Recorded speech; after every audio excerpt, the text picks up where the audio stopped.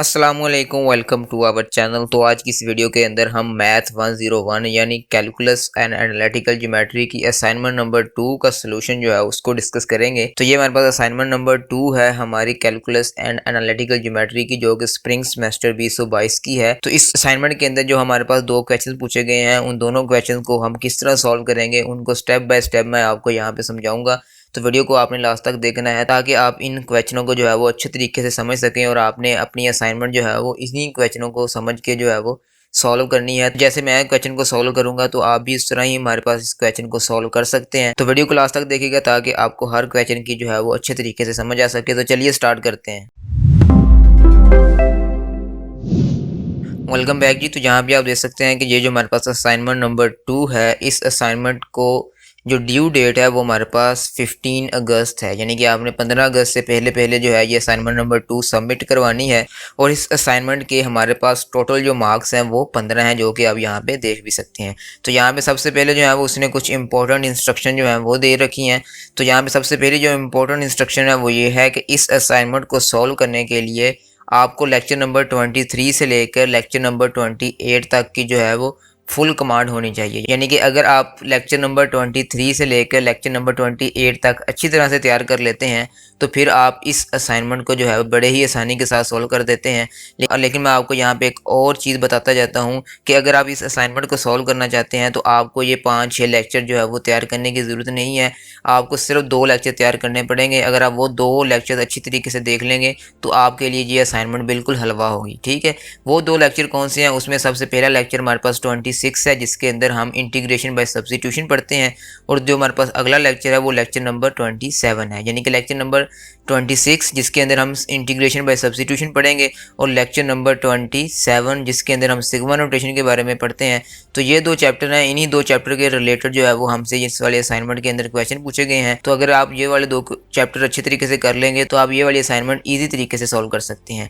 बाकी आपको वो चैप्टर भी करने की ज़रूरत नहीं है। अगर आप चाहते हैं कि आप इन्हीं क्वेश्चनों को यहीं पे समझ जाएं तो मैं आपको इंशाल्लाह यहाँ पे ऐसा तरीका बताऊंगा कि जिसके ज़रिए आपके वो दोनों चैप्टर जो है वो भी कवर हो जाएंगे। तो मैं इंशाल्लाह अपनी पूरी कोशिश करूँगा कि आपको जो है वो जितना ईजी तरीके से हो सकता है वो आपको समझाने की कोशिश करूँ, ताकि आप लोगों की इस असाइनमेंट के साथ साथ ये वाले जो 5-6 लेक्चर हैं वो भी कवर हो जाएं। तो यहाँ पे आपने इंस्ट्रक्शन जो है वो खुद पढ़ लेनी है। ठीक है, यहाँ पे हम सबसे पहले क्वेश्चन नंबर 1 को सॉल्व करते हैं। तो क्वेश्चन नंबर 1 हमारे पास कुछ इस तरह से है जी कि evaluate the given integral by using substitution method. तो यहाँ पे आप देख सकते हैं कि हमने एक इंटीग्रल हमें दे रखा है, हमने इस इंटीग्रल को बाय सब्स्टिट्यूशन मेथड के जरिए इसको सॉल्व करना है। ठीक है जी, तो हम इसके सोल्यूशन की तरफ चलते हैं। तो सोल्यूशन हमारे पास यहाँ पे क्या है कि आपने सबसे पहले यहाँ पे इसकी सब्स्टिट्यूशन कर लेनी है। तो सब्स्टिट्यूशन हम किस तरह करेंगे कि हमारे पास जो साइन के साथ जो वैल्यू दी गई है 2π/x, यानी कि ये हमारे पास 2π/x यहाँ पे साइन का एंगल है।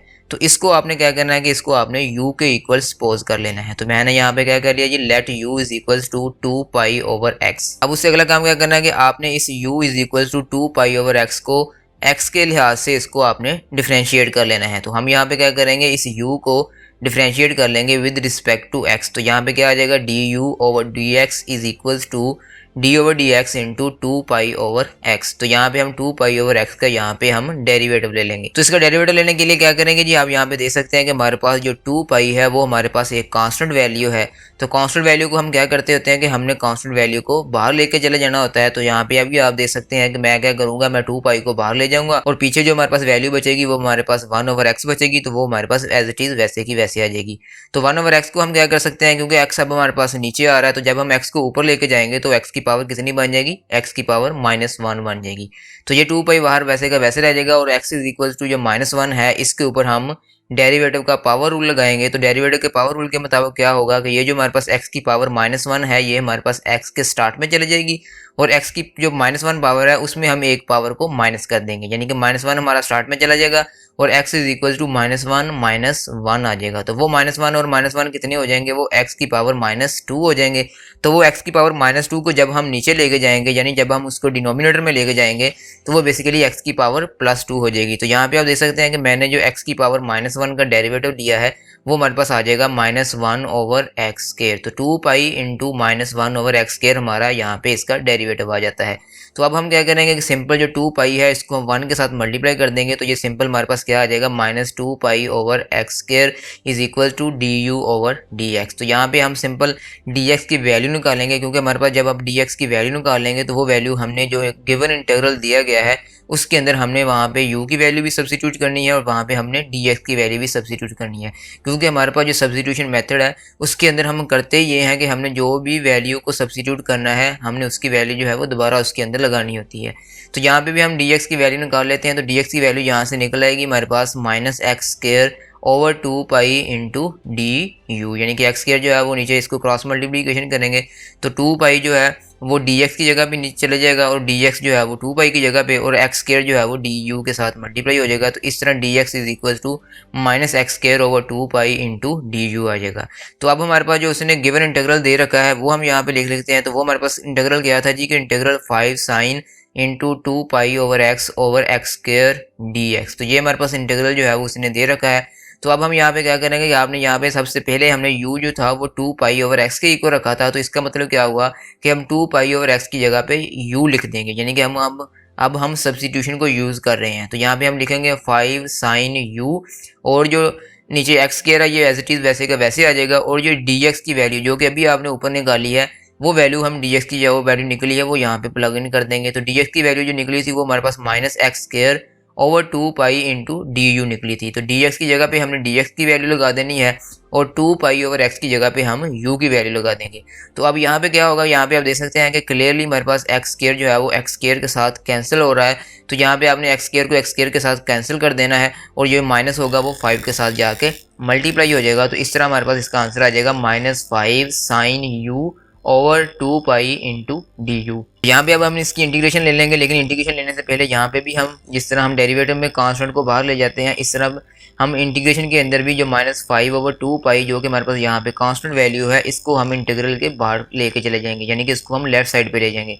तो -5/2 पाई जो है ये हमारा इंटीग्रल के स्टार्ट में आ जाएगा और पीछे हमारे पास जो है वो इंटीग्रल sin u du बन जाएगा। तो अब हमें sin u की जो है वो इंटीग्रेशन हमें याद करनी होगी जो कि आपके हैंडआउट्स के अंदर जो है वो दी गई है। तो sin u की जो इंटीग्रेशन होती है वो बेसिकली -cos u होती है और साथ में उसका प्लस कांस्टेंट c आ जाएगा। तो -5/2 pi into -cos u plus c जो है वो हमारे पास इसकी इंटीग्रेशन निकल के आ जाएगी। तो अब यहाँ पे हमने क्या करना है कि इस माइनस को इस माइनस के साथ मल्टीप्लाई करना है। तो जब माइनस माइनस के साथ मल्टीप्लाई होगा तो माइनस माइनस प्लस हो जाता है। तो इसलिए हम सिंपल इसको लिख देंगे 5/2 pi into cos u plus C. तो ये हमारे पास इसका आंसर आ गया, लेकिन ये हमारे पास जो आंसर आया है ये इन टर्म्स ऑफ u आया है, यानी कि u की टर्म्स में आया है। लेकिन जिस स्टेटमेंट में जिस वेरिएबल में उसने हमें क्वेश्चन पूछा होता है हमने उसका आंसर जो है उसी वेरिएबल के अंदर बताना होता है। तो इसलिए हम यहाँ पे u को दोबारा जो हमने जिसके इक्वल इसको सपोज किया था वो यहाँ पे दोबारा लगा देंगे। तो u हमने 2 पाई/x के इक्वल सपोज किया था, तो इसलिए हम u की जगह पे उसकी वैल्यू जो है वो यहाँ पे सब्स्टिट्यूट कर देंगे। तो u की जगह पे हम लिख देंगे 2 पाई/x। तो इस तरह इसका जो हमारे पास ओवरऑल आंसर होगा वो आ जाएगा 5/2 pi into cos 2 पाई/x plus C. तो इस तरह आप देख सकते हैं कि पहले क्वेश्चन का जो आंसर है वो यहाँ पे निकल आता है। तो मैं उम्मीद करता हूँ कि आपको इसकी जो है वो आसानी के साथ समझ आ गई होगी, क्योंकि मैंने आपको यहाँ पे इसका जो है वो हर एक स्टेप जो है वो आपको वाज़ेह तौर पे समझाने की कोशिश की है और मैंने कोई भी स्टेप जो है वो यहाँ पे स्किप नहीं किया। मैंने जो है वो इसको फुल डिटेल के साथ जो है वो यहाँ पे सॉल्व करने की और आपको समझाने की कोशिश की है। इसी तरह अब हम असाइनमेंट के जो क्वेश्चन नंबर 2 है उसको देख लेते हैं। तो ये वाला क्वेश्चन हमारे पास 10 नंबर का है जिसके अंदर 2 पार्ट्स हैं। पहले पार्ट के अंदर वो क्या कहता है जी कि express sigma notation i is equal to 3 to 11 into 2i minus 3 in sigma notation so that the lower limit is 1 rather than 3। तो ये हमारे पास इसका पहला पार्ट बन जाता है जिसके नंबर हमारे पास 5 होंगे। और दूसरा पार्ट क्या कहता है जी कि also evaluate the sum after conversion, कि जब आप इसको कन्वर्ट कर लेंगे तो तब आपने उसका सम भी फाइंड करना है, यानी कि आपने उसकी जो सिग्मा नोटेशन है उसको आपने एवेलुएट भी करना है, उसको आपने सॉल्व भी करना है। तो जो हमारे पास सॉल्व करने वाला पार्ट है वो 5 नंबर का है और इसकी जो कन्वर्जन वाला पार्ट है वो भी 5 नंबर का है। तो सबसे पहले हमने यहाँ पे इसका जो कन्वर्जन वाला फैक्टर है वो निकाल लेते हैं। तो यहाँ पे उसने क्लियरली कह दिया कि यहाँ पे जो हमारे पास सिग्मा नोटेशन जो है वो 3 से स्टार्ट हो रही है, यानी कि i इज इक्वल टू 3 हमें दिया गया है। वो कहता है कि आपने इसको इस तरह इसको कन्वर्ट करना है कि ये हमारे पास 3 से स्टार्ट ना हो बल्कि ये 1 से स्टार्ट हो, यानी कि i इज इक्वल टू 3 की बजाय यहाँ पे कोई भी वैल्यू है जो कि 1 से स्टार्ट हो। तो इसको करने के लिए हम क्या करेंगे, हम यहाँ पे एक k वेरिएबल को सपोज कर लेते हैं। तो मैं यहाँ पे कर लेता हूँ जी कि let k is equal to i-2। तो i-2 क्या है, ये बेसिकली मैंने एक फंक्शन जो है वो सपोज कर लिया है जिसके अंदर जो है वो k is a function of i है। तो यहाँ पे हमारे पास अगर हम i की वैल्यू निकालेंगे तो i की वैल्यू किस तरह निकलेगी, तो i हमारे पास सिंपल जो -2 है ये k की तरफ जाएगा, तो k की तरफ जब ये जाएगा तो ये -+2 बन जाएगा। तो i is equal to k+2 जो है वो हमारे पास निकल आएगा।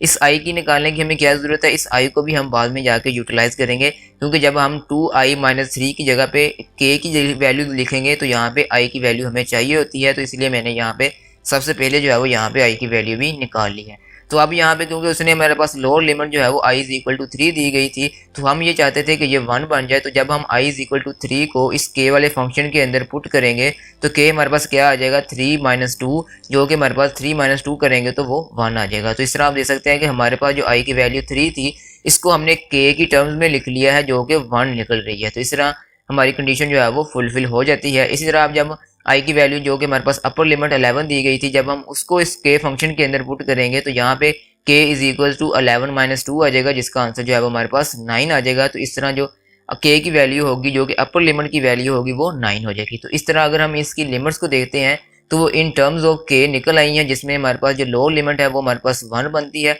और जो हमारे पास अपर लिमिट है वो हमारे पास 9 बनती है। तो अब जो उसने हमें सिग्मा नोटेशन दी हुई थी, अगर हम इसको इस k टर्म्स में लिखना चाहते हैं तो उसको हम बड़ी सिंपल लिख लेंगे जी कि k is equal to 1 to n into 2i-3 था। तो i की जगह पे अब हम क्या करेंगे, वहाँ पे हम उसकी वैल्यू लगा देंगे। ठीक है जी, तो यहाँ पे हमारे पास जो सिग्मा नोटेशन दी गई थी वो थी 2i-3। तो अब यहाँ पे जो मैंने सबसे पहले i की वैल्यू निकाली थी मैंने इसलिए वहाँ पे निकाल ली थी क्योंकि मैंने जब 2i-3 को k की टर्म्स में लिखना है तो वहाँ पे मुझे i की वैल्यू को k की टर्म्स में लिखना होगा। तो यहाँ पे हम i की जगह पे लिख देंगे k+2। तो अब हम क्या करेंगे, इस सिंपल 2 को अंदर दो ब्रैकेट के अंदर हम इसको मल्टीप्लाई कर देंगे तो ये हमारे पास 2k बन जाएगा और +2 मल्टीप्लाई बाई 2 4 आ जाएगा। तो जब +4 में से जब -3 निकालेंगे तो ये यहाँ पे हमारे पास +1 बच जाएगा। तो इस तरह जो हमारे पास सिग्मा नोटेशन बचती है वो k is equal to 1 to 9 into 2k+1 बनती है। तो ये हमारे पास इसका पहला पार्ट कंप्लीट हो जाता है, जिसके अंदर हमने जो हमारे पास गिवन सिग्मा नोटेशन थी जो कि i टर्म्स में दी गई थी हमने उसको k टर्म्स में लिख लिया है और ये इसकी जो लोअर लिमिट है वो 1 से स्टार्ट हो रही है। तो ये हमारे पास दोनों कंडीशनें यहाँ पे फुलफिल हो रही थी, क्योंकि उसने कहा था कि आपने ऐसी सिग्मा नोटेशन के अंदर इसको कन्वर्ट करना है जिसके अंदर जो लोअर लिमिट होगी वो 1 से स्टार्ट होगी। तो ये हमारे पास 1 से स्टार्ट हो रही है और इसका जो फंक्शन है वो हमारे पास 2k+1 हो रहा है। तो इसका जो सेकंड पार्ट था उसके अंदर वो कहता था कि आपने इसको जो है वो एवेलुएट भी करना है। तो इसको अब हम सॉल्व भी कर लेते हैं। तो सॉल्व करने के लिए हम क्या करेंगे, हम सिंपल जो है वो 2k जो सिग्मा नोटेशन है उसको हम अलग कर लेंगे और प्लस जो 1 की सिग्मा नोटेशन है उसको हम अलग कर लेंगे। तो यहाँ पे आप देख सकते हैं कि मैंने 2k के साथ भी सिग्मा नोटेशन अलग कर ली है और 1 के साथ भी सिग्मा नोटेशन जो है वो अलग कर ली है। तो 2k की जो हमारे पास सिग्मा नोटेशन है उसमें हम 2 को क्या करेंगे, जो कि हमारे पास एक कांस्टेंट है तो कांस्टेंट को हम बाहर ले जाएंगे और सिग्मा नोटेशन जो है वो हमारे पास सिंपल k की बच जाएगी। और अगर हम राइट साइड पे बात करते हैं तो राइट साइड में हमारे पास 1 की सिग्मा नोटेशन थी। तो इसका मतलब क्या हुआ कि k की वैल्यू 1 से शुरू होती है और 9 तक जाती है, यानी कि हमने 1 को 9 मरतबा जो है वो उसको ऐड करना है। तो यहाँ पे आप देख सकते हैं कि मैंने सिंपल जो है वो 1 को 9 मरतबा जो है वो यहाँ पे 1+1+1 जो है वो लिख लिया है। अब आपने क्या करना है जी कि सिंपल 2 हमारे पास वैसे का वैसे ही आ जाएगा। अब यहाँ पे k की वैल्यू आ रही है तो यहाँ पे भी अब आपने क्या करना है कि इस k की जगह पे बारी बारी जो है वो k की वैल्यू 1 से लेकर 9 तक रखनी है। तो जब हम k की वैल्यू 1 रखेंगे तो वो 1 आ जाएगा, प्लस फिर हम k की वैल्यू 2 रखेंगे तो वो 2 आ जाएगा। तो फिर इसी तरह हम चलते चलते 9 तक चले जाएंगे। तो इस तरह आप देख सकते हैं कि 2 इंटू k की जगह पे जब हम उसको सिग्मा नोटेशन में लिखेंगे तो वो आ जाएगा 1 + 2 + 3 + 4 + 5 + 6 + 7 + 8 + 9 आ जाएगा। तो इसी तरह जो हमारे पास दूसरी सिग्मा नोटेशन थी उसको जब हम ऐड करेंगे तो वो बेसिकली 9 रह जाएगा। हम इन वैल्यूज़ को ऐड करते हैं तो 2 इंटू हमारे पास 45 बन जाता है और +9 एज इट इज़ वैसे का वैसे आ जाता है। तो 45 को अगर हम 2 के साथ मल्टीप्लाई करते हैं तो वो 90 बन जाता है और +9 एज इट इज़ वैसे का वैसे आ जाएगा। तो जब हम 90 के अंदर 9 को ऐड करेंगे तो हमारे पास टोटल आंसर जो है वो 99 बन जाएगा। तो इस तरह जो है वो अगर हम इस सिग्मा नोटेशन को एवेल्युएट करते हैं, इसको सॉल्व करते हैं तो इसका जो आंसर बनता है वो हमारे पास 99 बनता है। तो इस तरह जो हमारे पास सेकंड क्वेश्चन था असाइनमेंट नंबर 2 का वो भी सॉल्व हो जाता है जिसका आंसर 99 बनता है। तो मैं उम्मीद करता हूँ जी कि आपको दोनों क्वेश्चन की जो है वो अच्छे तरीके से समझ आ चुकी होगी। अगर आपको कहीं पे भी कोई भी कन्फ्यूजन है, किसी भी जगह पे आपको किसी पॉइंट की समझ नहीं आ रही तो आप कमेंट्स के अंदर पूछ सकते हैं और अगर आप चाहते हैं कि मज़ीद इस तरह की वीडियो मैं अपने चैनल पर लेकर आता रहूँ तो आपने इस वीडियो को जितना हो सकता है इसको अपने क्लास फेलोज, अपने दोस्तों के साथ, अपने ग्रुप्स के अंदर जो है वो इसको शेयर करें ताकि जो है वो हमारे चैनल को सपोर्ट मिल सके। तो अगर आप मज़ीद इस तरह की मज़ीद वीडियो भी देखना चाहते हैं तो हमारे चैनल को सब्सक्राइब कर लें और साथ लगे बेल आइकन को भी प्रेस कर लें ताकि मज़ीद आने वाली वीडियोज़ का आपको नोटिफिकेशन मिलता रहे। तो इंशाल्लाह मिलती हैं जी फिर नेक्स्ट वीडियो के अंदर।